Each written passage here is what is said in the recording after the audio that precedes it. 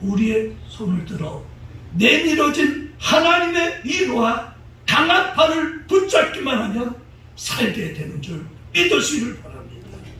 그런데 왜 여전히 아직도 기도하지 않고 그 무서운 공경 속에서 허덕이고 있습니까? 힘이 없고 내 마음 연약할 때 능력의 존리 바라보아라. 주의 이름 부르는 모든 자는 힘주시고 늘 지켜. 다같이 눈을 들어 주를 보라. 내 모든 염려 주께만 슬플 때 주님의 얼굴 보라. 주님의 얼굴 보라. 사랑의 주님 안식 주리라. 좋은 신문 TV입니다. 구독해 주시면 고맙겠습니다.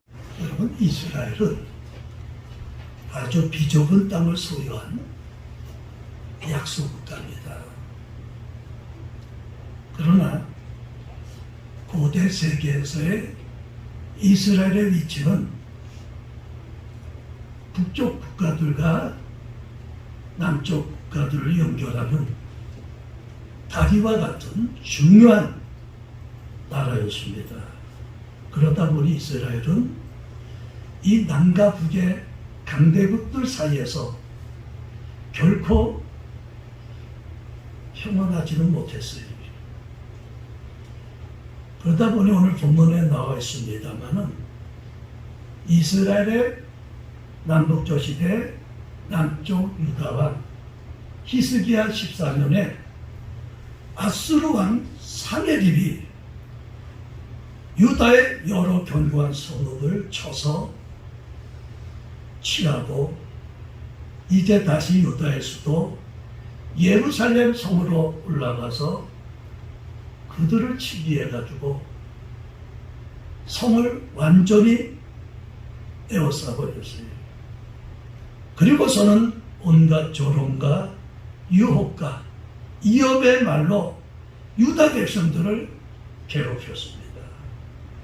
심지어는 여호와 하나님을 해방하는 말을 담은 편지를 히스기야 왕에게 보내가지고 그야말로 온 나라를 평지박살로 만들었어요. 그렇다면 절체절명의 상황에 있는 이 당시 유다왕 히스기야는 저가 당한 위기는 어땠으며 그리고 그 당한 위기를 어떻게 극복했는가, 그리고 그 결과는 어떻게 나타나고 있는가에 대해서 오늘 하나님 앞에서 우리 함께 귀한 말씀을 상고함으로 큰 은혜를 받기를 주님의 이름으로 축원해 드립니다. 첫째로 유다왕 히스기야가 당한 위기는 어떤 것이었습니까? 첫째, 강대국 아수르의 침략이었어요. 열왕기하 18장 13절에 보니까 히스기야 왕 제14년에 아수르의 왕 사네립이 올라와서 유다 모든 견고한 성읍들을 쳐서 점령하네 그랬어요. 여호와와 연합해가지고 오직 여호와만 의지하며 그 계명들을 지키게 힘썼던 히스기야 왕은 전 왕이 행하던 친아수르 정책을 펴버렸어요. 그리고 나름대로 나라를 바로 세워갔어요. 이 얘기가 사방에 소문이 나기 시작했습니다. 아수르가 그냥 지나칠 수가 없었어요. 그래서 이스라엘을 공격합니다. 여러분, 아수르가 강대국이라는 것은 군사만 18만 5천 이 대군을 끌고 왔다는 것만 봐도 우리가 알 수가 있어요. 수도 예루살렘 성까지 호위 갖고 있었어요. 거기다가 하나님을 해방하는 편지까지 써서 히스기야 왕에게 공갈 협박을 합니다. 백성들을 우롱할 뿐만 아니라 분노를 치닫게 하고 있어요. 이러한 상황에 히스기야가 할 수 있는 방법은 뭐겠습니까? 암담하기 이럴 데가 없어요. 그래서 히스기야 왕은 즉각적으로 이사야 선지자에게 이사야 37장 3절에 보니까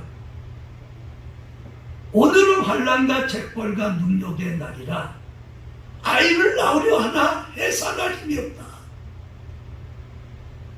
대신들에게 이 내용의 편지를 써가지고 알리게 했어요. 오늘은 환난과 책벌과 능력의 날이라 아이를 낳으려 하나 해산할 힘이 없다. 역부족의 현실을 그대로 말해요. 지금의 상황이 어떻다고요? 애를 낳고 싶어도 해산할 힘이 없어. 힘을 줘야 낳을 수 있는데 그 힘마저 없어. 지금 절체절명의 나라 상황이 이렇게 된 거예요. 두 번째로는 중심들의 부패와 타락이었어요. 이사야 22장 15절 18절에 보면은 당시에 국고를 맡았던 서기관 셈나는 나라 상황이 이런데도 자기 살겠다고 이 기회를 물질에다가 연결시켜가지고 자국에 당면한 이기는 안중에도 없이 당대국 세력의 배경으로 하여 이참에 나도 잘 살아봐야 되겠다. 한몫져야 되겠다. 그런 데만 혈안이 돼 있어요. 거기에 계획을 씹었어요. 공직의 권자를 사리사욕에 남용했던 거예요. 그 결과는 간신 이 셈나는 그 좋은 권자를 hilki야의 아들 엘리야김에게 빼앗기고 결국에는 외국으로 추방당하고 말았어요. 세 번째로는 여호와의 이름을 모독하는 신앙적 도전이었어요. 열왕기하 18장 21절부터 25절에 보면 아수르 왕 사네립은 장군 랍사게를 통하여 유다 백성들을 향하여 아주 모욕적이고 교만이 가득 찬 말을 했어요. 유다가 친애국 정책을 펴준 것은 열왕기하 18장 21절에 보니까 상한 갈 때 지팡이를 의지한 것 같다. 힘없는 지팡이를 의지하는 거나 마찬가지다.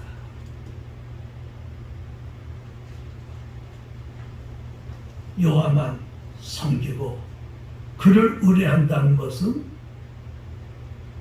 성립될 수 없는 일이라고까지 열왕기하 18장 22절에도 말씀했습니다. 그보다 더 충격적인 것은 지금 우리의 침략, 아수르가 너희들을 침략한 것은 열왕기상 18장 25절에 보니까 하나님의 뜻이다. 말 같지 않는 이야기라는 거예요. 내가 어찌 여호와의 뜻이 아니고야 이제 이곳을 멸하러 올라왔겠느냐. 여호와께서 전에 내게 이르시기를 이 땅으로 올라와서 쳐서 멸하라 하셨느니라 하는지라. 이 땅의 소리를 해야 돼요. 그리 백성들로 하여금 뭡니까? 신앙의 혼선을 빚게 하는 거예요. 이게 도대체 뭐야? 아수르의 침략이 하나님의 뜻이야? 하나님이 허락했어? 또한 지도자에 대해서 불신을 쌓아내는 그들의 속임수예요. 계략입니다. 즉 아수르 왕에게 항복하면 너희가 잘 살 수 있고, 열국의 신들이 아수르보다 힘이 없이 망했듯이 히스기 왕이 의지하고 성기라고 하는 유다의 신 하나님도 그것과 다를 바 없다고 하는 참으로 전능하신 여호와 하나님을 모독하면서 지도자를 불신케 하고 백성들로 하여금 소열을 책동케 하며 우롱케 하며 어리석은 말을 해야 되는 거예요. 여러분, 지금 유다의 상황이 이렇게 가고 있어요. 커다란 두 번째로, 그렇다면 이 위기를 어떻게 극복했을까? 이 상황을 어떻게 헤쳐나갔을까? 비결의 문제입니다. 첫째로 보니까 온 백성이 단결했다는 거예요. 열왕기하 18장 36절에 보니까 그러나 백성이 잠잠하고 한마디도 그에게 대답하지 아니하니 이는 왕이 명령하여 대답하지 말라 하였음이니라. 이와 같은 아수르 지도자들의 말에 오히려 백성들은 어떻게 했다고 그랬어요? 잠잠했어요. 침묵했어요. 이거는 히스기야 왕이 명령을 내렸어요. 누구라도 저들의 말에 대꾸하지 마라. 입을 다물라. 국가적인 위기, 민족의 위기에 처한 그들이 왕의 명령에 모두가 다 따랐던 거예요. 이건 참 중요한 겁니다. 이런 상황이면 왕 따로 백성 따로 혼비백산하게 있어요. 그런데 이 백성들이 히스기야의 말에 귀를 기울여서 이 어려운 상황에 그대로 선정했던 거예요. 한마음이 된 거예요. 하나님만을 의지하고자 결단을 내린 거예요. 히스기야 말에 절대 고정, 민족적 단결을 보는 거예요. 사실 오늘날 우리나라도 이 상황으로 가야 됩니다. 나라가 어렵습니까? 민족이 위기를 겪고 있습니까? 그러면 하나가 되어야 돼요. 대통령을 비롯해서 국민들의 마음이 하나로 묶어져야 돼요. 지금 세계가 어렵습니다. 국제 정세가 격동하여 파동을 일으키고 있는 현실에 여러분, 나만 살겠다고 있을 수 없는 일입니다. 함께 가야 됩니다. 이 나라가 하나 될 때 하나님이 도와주시라 믿습니다. 지금 이 위기를 저들은 어떻게 전환했어요? 왕의 명령에 따라 백성들이 하나가 됐어요. 두 번째로는 히스기야 왕은 먼저 성전으로 올라갔어요. 열왕기하 19장 1절부터 4절에 보니까 히스기야 왕이 듣고 그 옷을 찢고 굵은 매를 들고 여호와의 전에 들어가서 여호와의 전에 들어갔어요. 그리고 뭐라고 그랬어요? 앞서도 말씀했지만 히스기야의 말씀이 오늘은 환난과 징벌과 모욕의 날이라. 아이를 낳을 때가 되었으나 해산할 힘이 없도다. 랍사게가 그의 주 아수르 왕의 보냄을 받고 와서 살아계신 하나님을 비방하였으니 당신의 하나님 여호와께서 혹시 그의 말을 들으셨을지라. 당신의 하나님 여호와께서 그 들으신 말 때문에 꾸짖으실 듯하니 당신은 이 남아있는 자들 위하여 다 같이 따라합시다. 기도하소서. 기도하소서. 네. 이사야 선지자에게 당신은 남아서 기도하소서. 지금의 상황을 그대로 선지자에게 하라. 그리고서는 선지자에게 당신은 남아서 기도만 해달라. 기도만 해달라. 사실 여호와께 대한 랍사게에 해당하는 말은 히스기 왕에 대한 큰 모독이에요. 그래서 이 원통함을 풀기 위해서 하나님 제일주의로 행하는 히스기야 왕은 국방의 요인들과 만나 의논하기 전에 먼저 천명하신 하나님한테 나간 거예요. 사실 그렇습니다. 우리도 힘들면 주변을 보게 돼요. 내가 이 어려운 상황에 있는데 누구 좀 없을까? 돈이면 돼? 어디 동무할 데는 없는 거야. 몸이 안 좋아. 어디 병원이 잘 고칠까? 히스기야는 이 상황에서 성전에 올라가가지고 선지자는 선지자대로 기도하게 하고 자기는 자기대로 하나님 앞에 엎드려 기도하고 먼저 우선이 누구냐?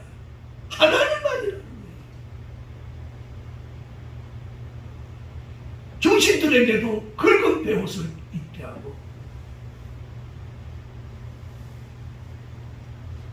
주의 종은 주의 종대로, 본인은 본인대로. 여러분 멋지지 않아요? 저는 목회하면서 이런 드라마틱한 일들이 있어요. 힘들면 목사님 지금 급합니다. 기도해 주셔야 됩니다. 그러면 저는 그래요. 내일 새벽에 나가서 꼭 기도하겠습니다. 그보다 또 큰일이 닥칠 때는 아 그래요? 이번에 금요일날 기도 갑니다. 제가 꼭 기도를 가서 기도하겠습니다. 여러분 기도밖에 어디 있어요? 기도만큼 든든한 게 어디 있어요? 네. 믿는 우리들 여러분 목회자의 무기는 기도면 됩니다. 뭐 하면 알았습니다. 기도하겠습니다. 이거 왜 이러죠? 아, 내가 실수인 것 같아요. 기도할게요. 여러분도 마찬가지예요. 왜 이렇게 일이 꼬였고 왜 이렇게 힘든데? 그거 봐요. 기도하지 않아서 그런 거 아니겠어요? 그래서 다윗은 사울이가 그렇게 자기를 죽이려고 할 때에 저는 나를 죽이려 하지만 나는 기도할 따릅니다. 나는 기도다. 성전에 먼저 올라갔어요. 대신들을 보내가지고 선지자에게 이 위기 상황을 이야기했어요. 여러분 지혜로운 지도자의 초심입니다. 만대의 본이 될 만한 모범적인 신앙 자세. 인간보다 하나님을 먼저 만났기 때문에 왕으로서 누구보다 먼저 참회 기도를 할 수가 있었어요. 여러분 인간의 가장 위대하고 능력 있게 되어지는 순간은 바로 하나님을 만나는 순간이에요. 네 길을 극복하는 길도 먼저 하나님을 만나는 데 있는 거예요. 이사야 55장 6절에 너희는 여호와를 만날 만한 때 찾으라. 가까이 계실 때 그를 부르라 그랬어요. 아모스 5장 6절에 여호와를 찾으라. 그리하면 살리라 그랬어요. 히스기야는 바로 이걸 놓치지 않았던 거예요. 세 번째로는 그 비결이 뭐냐. 히스기야 왕 자신이 하나님께 부르짖고 기도했습니다. 열왕기하 19장 14절부터 19절 오늘 바로 그 본문이 말씀하고 있어요. 저것도 여호와 하나님께 어떻게 기도했느냐? 부르짖고 기도했어요. 계속적으로 여호와 하나님을 해방하며 대적해오는 아수르 사내립의 도전장을 받아둔 히스기야 왕은 그 편지 내용을 여호와께 구하기 위해서 성전에 올라와서 여호와 앞에 펴놓고 그 앞에 매서 기도를 적였어요. 적의 최후 통쪽과 같은 편지를 하나님 앞에 펼쳐놓고 간절히 부르짖었어요. 네. 그 내용이 바로 15절이에요. 주는 천하만국의 홀로 하나님이시라. 주께서 천지를 만드셨나이다. 여러분, 여호와만이 유일하신 창조주 하나님이신 줄 믿으시길 바랍니다. 아멘. 창세기 1장 1절에 태초에 하나님이 천지를 창조하셨느니라. 누가 그랬죠? 1장 1절을 믿는다면 성경 66권 못 믿을 것이 없다. 하나님이 창조주라는데 바로 히스기야는 하나님 앞에 이 문제를 먼저 놓고 기도했어요. 여호와는 창조주십니다.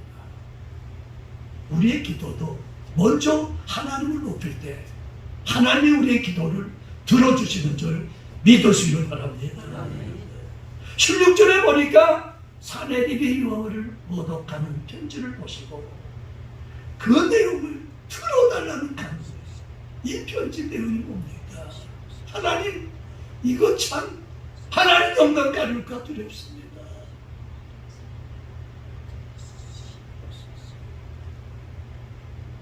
여러분, 여호와여, 아수르 왕, 그것도 여러 왕이 여러 민족 그들의 땅을 항폐하겠다. 지금 히스기야는 아수르의 잔악무도한 일들을 구하고 있는 거예요.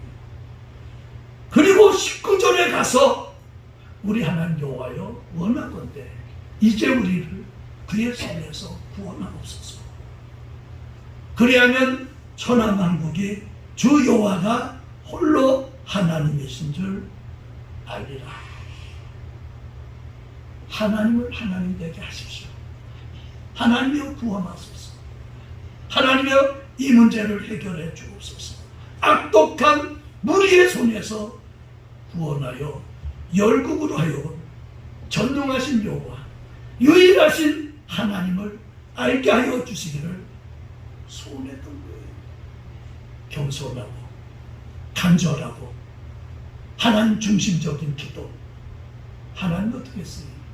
응답해 주신 줄 믿으시기 바랍니다. 내 기도는 가요 응답받는 기도입니다. 히스기야의 기도를 통해서 우리는 이러한 간절함이 우리에게도 있기를 주님의 이름으로 축원해드립니다. 그렇다면 세 번째로 결과가 무엇입니까? 첫째로는 다시는 아수르의 침략을 받지 않게 될 징조를 보여주셨어요. 우리가 기도하죠. 어려울 때 하나님 증거를 보여달라고. 하나님 제발 징조를 나타내달라고. 열왕기하 19장 29절에 보니까 또 내게 보일 징조가 이러하니. 하나님은 히스기야의 기도를 내면 잡으셨어요. 그의 간절함을 하나님께서는 귀를 기울이사 그 징조를 나타내 주셨어요. 그게 뭡니까? 너희가 금년에는 스스로 자라는 것을 먹고 내년에는 그것에서 난 것을 먹되 제3년에는 심고 거두면 포도를 심고 그 열매를 먹으리라 그랬어요. 하나님의 응답은 구체적입니다. 혹여라도 생활고 빈궁한 삶 속에 허덕이는 분 계십니까? 하나님은 증거를 보여주십니다. 아수르의 침략으로 그간 경작을 못했어요. 2년이라는 기간 동안은 자연적 산물로서 모든 백성의 식량이 되도록 해줄 것이고 3년째부터는 경작하여 생산된 것으로 식량을 삼도록 먹고 사는 경제적 문제를 직접 하나님이 간섭해 주셨어요. 광야 생활에는 만나가 필요했지만 가나안 땅을 받고 나서는 스스로 저들이 경작해서 먹었던 것처럼 하나님은 우리에게 일용할 양식, 이를테면 우리의 삶의 때마다 하나님은 맞춰서 먹을 것, 입을 것, 누울 곳을 마련해 주시는 줄 믿으시길 바랍니다. 두 번째로는 여호와의 열심히 유다 백성들을 보호하고 번성하게 해주신다고 약속해 주셨어요. 이것이 19장 30절에서 34절이 유다 족속 중에서 피하고 남은 자는 다시 아래로 뿌리를 내리고 위로 열매를 맺을지라. 남은 자는 예루살렘에서부터 나올 것이요 피하는 자는 시온산에서부터 나오리니 여호와의 열심히 일을 이루리라 하셨나이다 하니라. 그러므로 여호와께서 아수르 왕을 가리켜 이르시기를 그가 이 성에 이르지 못하며 이리로 화살을 쏘지 못하며 방패를 성을 향하여 세우지 못하며 치려고 토성을 쌓지도 못하고 오던 길로 돌아가고 이 성에 이르지 못하리라 하셨으니 이는 여호와의 족속 말씀이시라. 내가 나와 나의 종 다윗을 위하여 이 성을 보하여 구원하리라 하셨나이다 하셨더라. 이 말이 뭐예요? 다시는 아수르의 침략 받지 않겠다. 그때 놀라운 일이 일어난 거예요. 아수르 진영에서 있었던 이들이 어떻게 됐어요? 결국은 여기서 전쟁은 끝난 거예요. 아수르의 침략을 받지 않게 해주신다는 거죠. 이제는 안정된 삶을 해주시겠다는 거예요. 평온한 가운데 번성케 해주시겠다는 거예요. 어떤 원수에게도 빼앗기지 않게 해주시겠다는 거예요. 하나님이 절대적으로 보호해 주시겠다고 약속하는 거예요. 이것은 다윗의 언약에 근거한 거예요. 이 말은 하나님께서 택한 백성은 하나님께서 책임져 주신다는 거예요. 우리가 누굽니까? 하나님과 언약을 맺은 하나님의 백성들이 그 언약에 근거해서 하나님은 우리의 사는 날까지 이 생명 끝나는 날까지 하나님은 눈동자처럼 지켜주시리라 믿습니다. 이 믿음을 가지시고 여러분 히스기야의 하나님의 은혜가 뭐였어요? 징조를 보여줬어요. 그 다음에 약속을 해주셨어요. 세 번째로는 뭐냐? 이제 대적이 정멸한 거예요. 이게 35절부터 37절에 분명하게 말씀하고 있어요. 35절 이하에 보니까 이 밤에 여호와의 사자가 나와서 아수르 진영에서 군사 18만 5천 명을 친지라 그랬어요. 아침에 일어나 보니까 18만 5천 명이 다 어떻게 됐다고 그랬어요? 성장이 됐다고 그랬어요. 누가 했어요? 하나님 하신 거예요.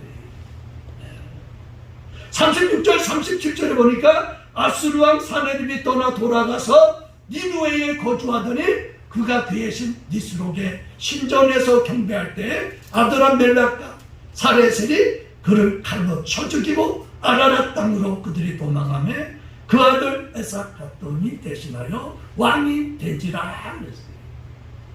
완전히 상황이 뒤집어졌어요. 공간 협박하고 유다가 완전히 멸망할 것 같았지만 히스기야의 신앙이 그가 기도했더니 하물며 징조를 보여주면서까지 말씀에 근거해서 하나님은 약속해 주시고 결국 사태를 완전히 뒤집어 놨어요. 사태를 역전시킨 거예요. 우리 인간에게는 누구나 위기가 있습니다. 어떻게 보면 나라적으로 지금 우리 현실을 보면 대한민국도 위기 중에 위기라고 해도 과언이 아니에요. 경제적인 위기도 있어요. 나라가 지금 수출이 막히고 어려움에 처해 있습니다. 여러분들이 매스컴을 통해서 잘하는 거예요. 저는 뭘 보면 하냐? 이렇게 주말 되면 여러분 이제 새벽이고 교회 앞에 아침에 나올 때 보면 주차장에 빽빽히 차가 있을 때가 있어요. 아, 힘든구나 사람들. 그런데 보면 어떨 때는 차들이 뭐 통통 됐어요. 또 빠져나갔구나. 좀 살만하구나. 그런데 죄송한 얘기지만 요즘 옛날 같지가 않더라고요. 어제 밤새 천둥이 치고 비가 내려서 그런지 몰라도 차 그대로 있어요. 교회 앞에 이렇게 아침에 일부 예배 드리러 왔는데도 차 한 대가 나가고 있지 않았어요. 경제가 어려운 거예요. 사상적인 위기 속에 있습니다. 여러분, 신앙적 위기도 있어요. 가정적 위기도 있어요. 가깝게는 부부 간에도 위기가 있어요. 부모와 자식 간에도 위기가 있어요. 형제 간의 위기도 있어요. 이웃 간의 위기도 있어요. 이 위기를 우리는 어떻게 할 거냐? 여러분, 달리 방법이 없습니다. 히스기야가 성전에 올라가서 회개하며 하나님 앞에 엎드렸어요. 전능하신 하나님 앞에 모든 사정을 낱낱이 아뢰었어요. 아수르 사네립과 같은 대적에게 온갖 고통을 다 겪었어요.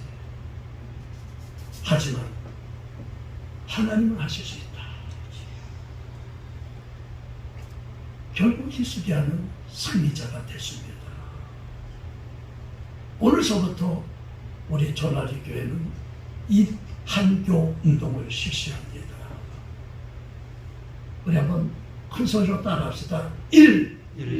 한, 교. 여러분, 일은 일주일에, 한은 한 번 더, 교는 교회 와서 기도하자. 어렵습니까? 이게 힘듭니까? 저는 그냥 이 운동을 하자고 하는 게 아닙니다. 지난 금요 기도회 때도 이야기했습니다만은 지금 우리가 위기 속에 있습니다. 기도하지 않으면 안 됩니다. 꼭 예배가 아니더라도 예배 드리면 더할 나위 없지만 그런 시간이 안 되는 분들은 가다 오다 일주일에 한 번 더, 우리 한번 따라합시다. 일주일에 한 번 더. 여러분 교회 와서 히스기야 왕처럼 기도하십시오. 위기가 떠나가게 될 줄 믿습니다.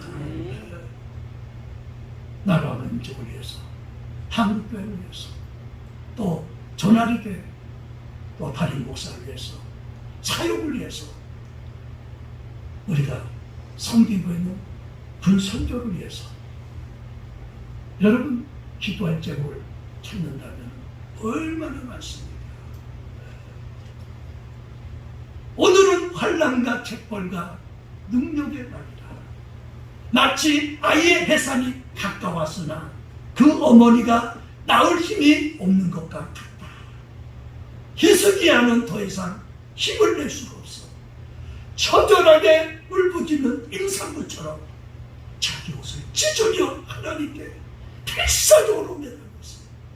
히스기야는 도저히 구원이 불가능하게 여겨지는 그 순간에 그의 모든 것을 하나님께 맡겨버린 거예요.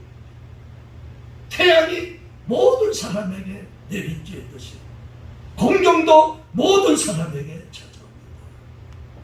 이렇듯 비극의 순간이 닥쳤을 때 하나님의 얼굴을 바라보고 우리의 안타까운 심령을 그분에게 쏟아붓는 일 말고 우리가 무슨 일을 할 수 있겠습니까? 공경을 당하는 순간에 하나님은 이미 도우심의 손길을 내게 내밀고 있음을 믿으시길 바랍니다. 우리는 다만 우리의 손을 들어 내밀어진 하나님의 위로와 강한 팔을 붙잡기만 하면 살게 되는 줄 믿으시길 바랍니다. 그런데 왜 여전히 아직도 기도하지 않고 그 무서운 공경 속에서 허덕이고 있습니까?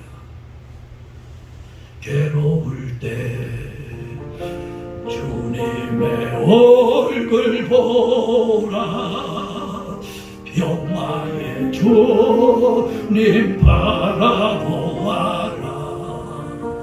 세상에서 시달린 친구들아, 위로의 주님 바라보아라. 힘이 없고 내 마음 연약할 때 능력의 주님 바라보아라. 주의 이름 부르는 모든 자는 힘주시고 늘 지켜. 다같이 눈을 들어 주를 보라. 내 몸은 염려 죽게만 슬플 때 주님의 얼굴 보라. 주님의 얼굴 보라. 사랑의 주님 안식 주리라. 지난해 요맘때였습니다. 제주도에서 군목 수련회를 2박 3일로 하게 됐을 때 제가 강사로 갔었습니다. 집회 중에 군목사님들을 대하면서 같이 기도도 나누고 또 은혜 가운데 그랬습니다마는 낮 집회 시간에 순서 중에